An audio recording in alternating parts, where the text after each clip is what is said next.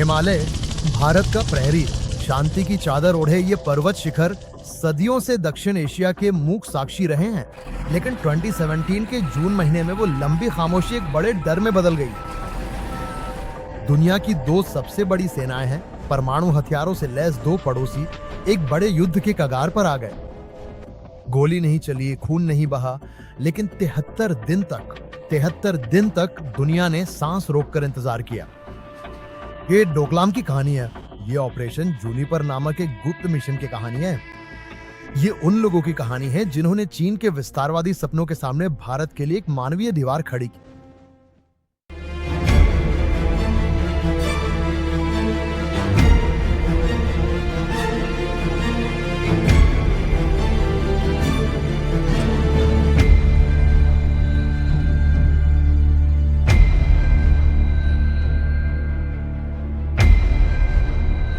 इस कहानी को समझने के लिए हमें एक बार नक्शे की ओर देखना होगा।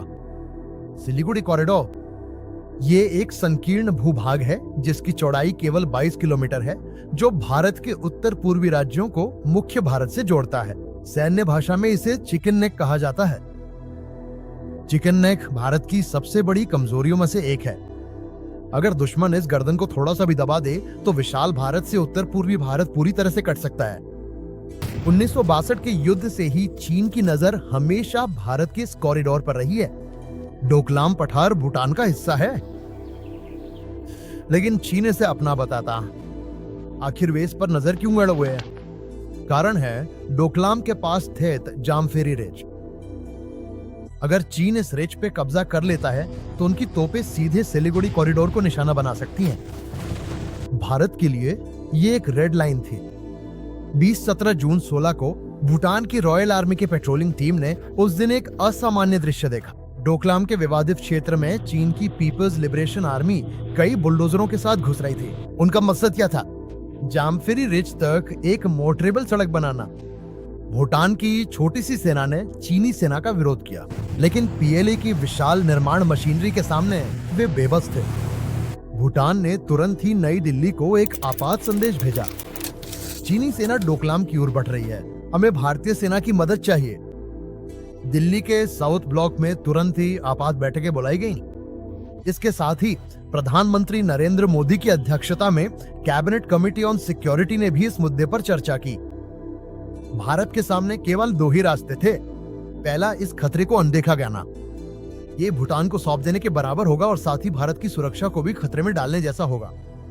दूसरा, इस खतरे का सैन्य रूप से सामना करना। ये चीन के साथ सीधे युद्ध का कारण बन सकता है और इसके परिणाम भी गंभीर हो सकते हैं। लेकिन प्रधानमंत्री का सुझाव था कि हमें चीन से डरने की जरूरत नहीं है। इसके साथ ही भारत ने दूसरा रास्ता चुना। सिक्किम सीमा पर स्थित भारतीय सैनिक पोस्टों को तुरंत आदेश जारी किए गए। कोड नाम ऑपरेशन जूनिपर। 18 जून की सुबह सिक्किम के डोकला पोस्ट से मेजर और कर्नल के नेतृत्व में एक भारतीय सैनिक दल चुम्बी घाटी की सीमा पार कर गया। उनका मिशन सीधा था, लेकिन खतरनाक भी। चीन के बुलडोजरों को रोकना। हाँ, गोली मत चलाओ, लेकिन एक कदम भी पीछे मत हटो। चीनी सेना ने इसकी उम्मीद नहीं की कि उन्हें नहीं लगा था कि भारतीय सेना भूटान के लिए इतनी जल्दी और उससे भी बढ़कर इतनी मजबूती से प्रतिक्रिया देगी। भारतीय सैनिक चीनी सैनिकों के वाहनों के सामने एक विशाल दीवार की तरह खड़े हो गए। इसके बाद जो देखा गया वो आधुनिक युद्ध के इतिहास में एक दुर्लभ दृश्य था। बंदूकों की जगह शरीरों से लड़ा गया युद्ध। वो एक मानव श्रृंखला थी। चीनी बुलडोजरों के सामने भारतीय जवान सीना तानकर खड़े हो गए। पीएलए ड्राइवरों के पास आगे बढ़ने का कोई रास्ता नहीं था। उनके लिए इन सैनिकों के शरीरों के ऊपर से ही गाड़ी चलाना संभव था। इससे चीन को समझ आ गया कि अगर उन्होंने किसी एक भारतीय को भी छुआ तो वो एक बड़े युद्ध की चिंगारी बन जाएगा। बुलडोजर रुक गए, निर्माण कार्य रुक गया। लेकिन कहानी यही खत्म नहीं हुई थी। समुद्र तल से लगभग 14,000 फीट की ऊंचाई पर ऑक्सीजन की कमी वाली उन ऊंची पहाड़ियों में दोनों सेनाओं के बीच 63 दिनों तक चला एक आमना सामना यानी स्टैंड ऑफ शुरू हो गया था। सिक्किम की बर्फ से ढकी पहाड़ियों में जब सैनिक आमने सामने खड़े थे, बीजिंग में एक और युद्ध चल रहा था। स्पष्ट रूप से कहें तो ये एक मनोवैज्ञानिक युद्ध था। चीनी मीडिया ने भारत को धमकाया। उन्होंने बार बार याद दिलाया, 1962 की याद है ना? अगर भारत पीछे नहीं हटा तो अनगिनत तबाही और नुकसान होंगे, ऐसा उन्होंने चेतावनी दी। लेकिन नई दिल्ली डगमगाई। उस समय के भारतीय सेना प्रमुख जनरल बिपिन रावत ने सिक्किम का दौरा किया। चीन के प्रति भारत का संदेश बिल्कुल साफ था। ये 1962 का भारत नहीं बल्कि 2017 का भारत है। सीमा पर चीनी सैनिकों के लाउडस्पीकर लगातार प्रचार गीत बजा रहे थे। भारतीय सैनिकों ने उसे नजरअंदाज कर दिया। टेंट लगाकर और अपनी जरूरत का राशन पहुंचाकर वे महीनों तक चलने वाले इस इंतजार के लिए उस संघर्ष भूमि में तैयार हो गए। चीनी सैनिकों की आंखों में आंखें डालकर भारतीय सैनिक बिना पलक झपकाए खड़े रहे। युद्ध टालने के लिए दोनों पक्षों के राजनयिक लगातार कोशिश कर रहे थे। सीमा पर यथास्थिति बहाल होनी चाहिए, यही भारत का रुख था। चीनी बुलडोजर वापस लौटने चाहिए, तभी भारतीय सैनिक भी पीछे हटेंगे। हर दिन युद्ध का डर बढ़ता गया। अगस्त महीने में चीन ने तिब्बत में लाइव फायर ड्रिल की।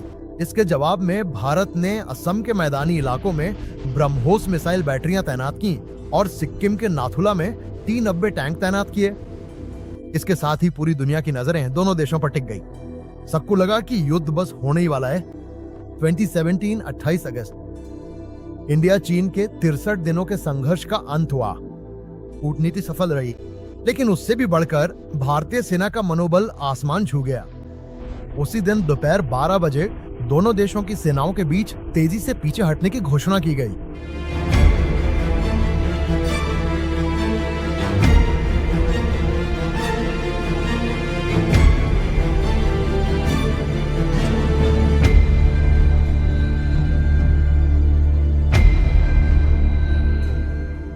चीनी बुलडोजर वापस लौट गया।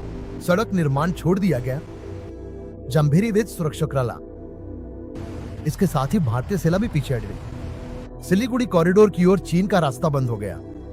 दुनिया के दिग्गजों में खुद को दूसरा मानने वालों को भारत की अड़ेग दृढ़ता के सामने पीछे हटना पड़ा। ऑपरेशन जुनिपर सिर्फ भारत, चीन और भूटान के बीच एक साधारण सीमा विवाद नहीं था। ये दुनिया को नई दिल्ली द्वारा दिया गया एक स्पष्ट संदेश था।